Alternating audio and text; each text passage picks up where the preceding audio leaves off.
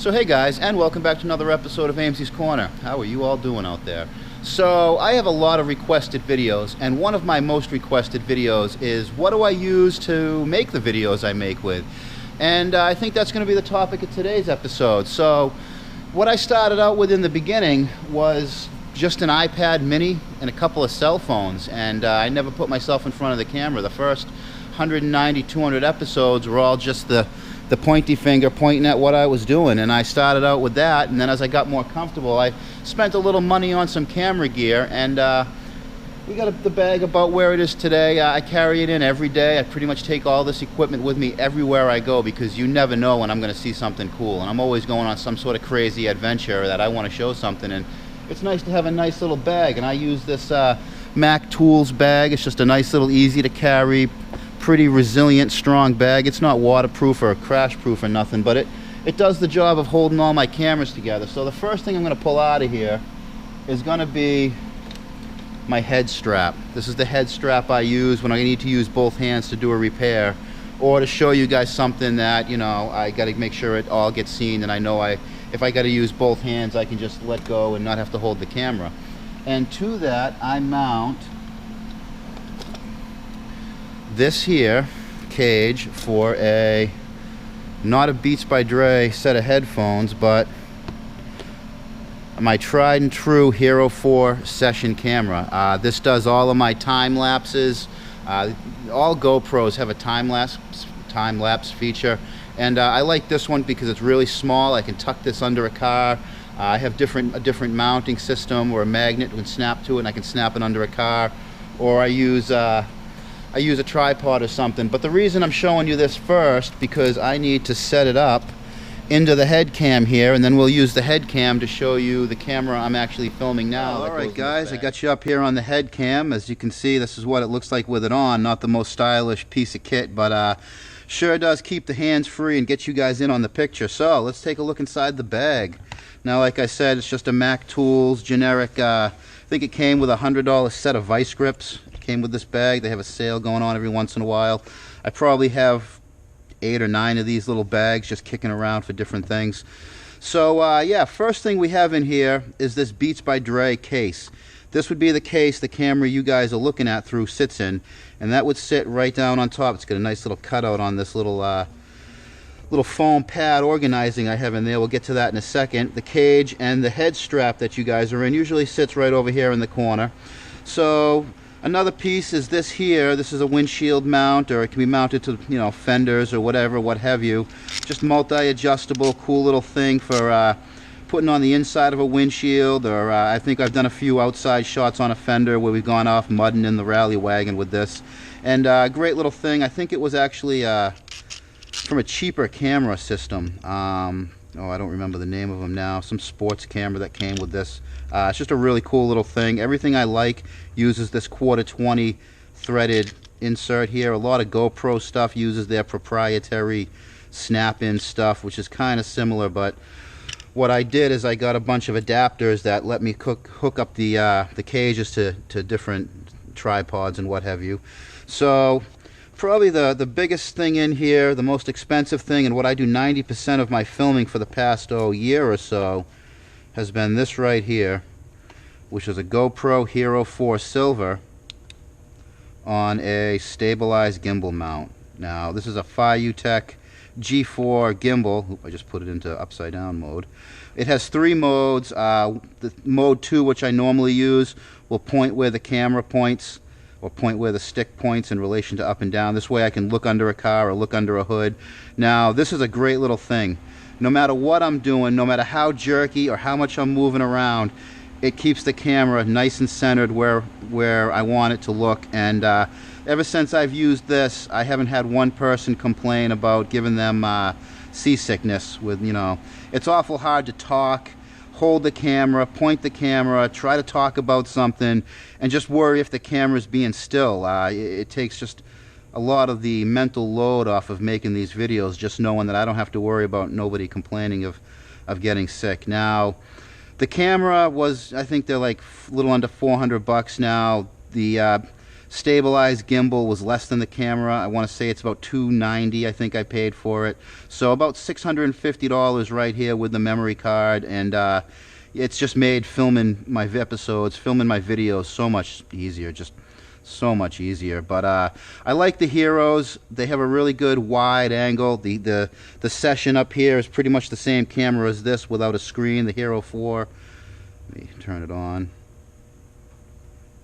For those that don't know, the Hero 4 is one of the first GoPros with an actual screen on it, so you can kind of see what's going on. I can do replays or make sure I got the shot. So this here has been a really, really sound investment. And like I said, 90% of my filming is right on this setup here. So price is coming down on all this stuff. So I mean, I might have paid $650. I'm sure if you did some shopping, you could find that setup for probably almost half that now.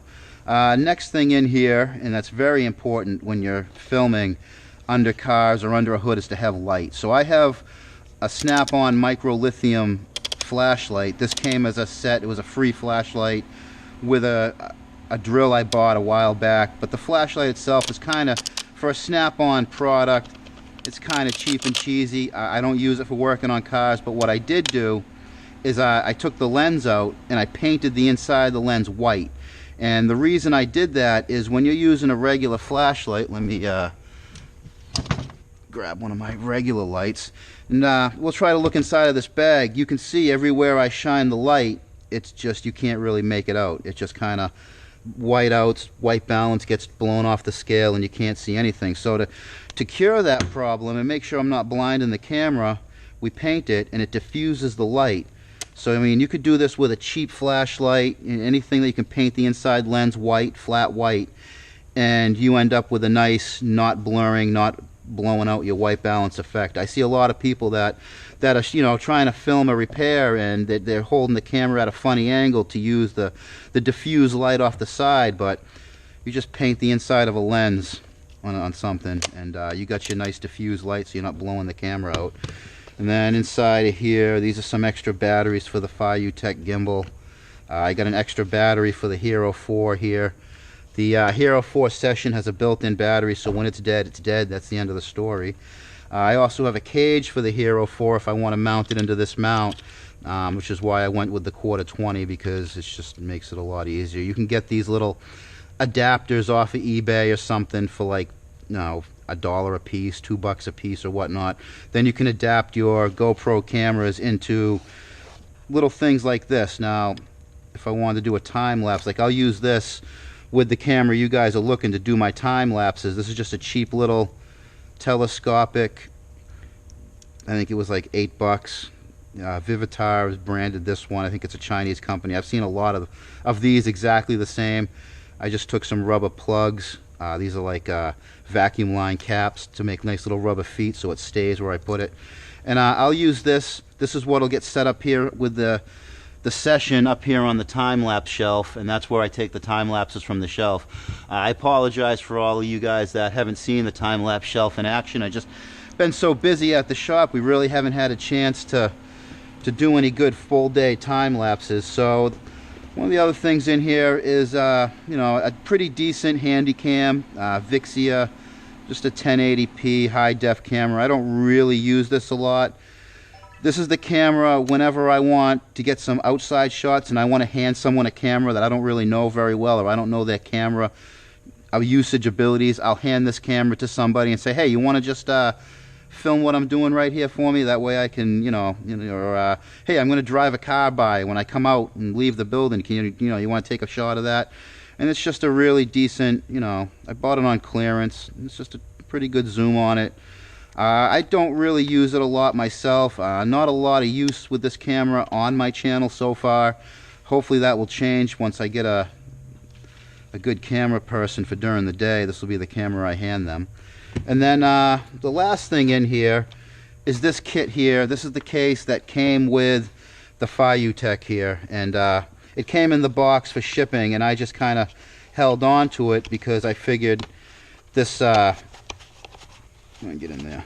I figured this gimbal doesn't seem like the strongest. I mean, it's all made out of aluminum.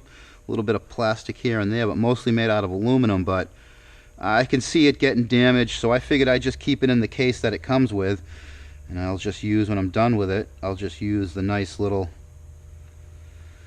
lens cloth to wrap it in. That way I know nothing's going to fall on it and hurt it.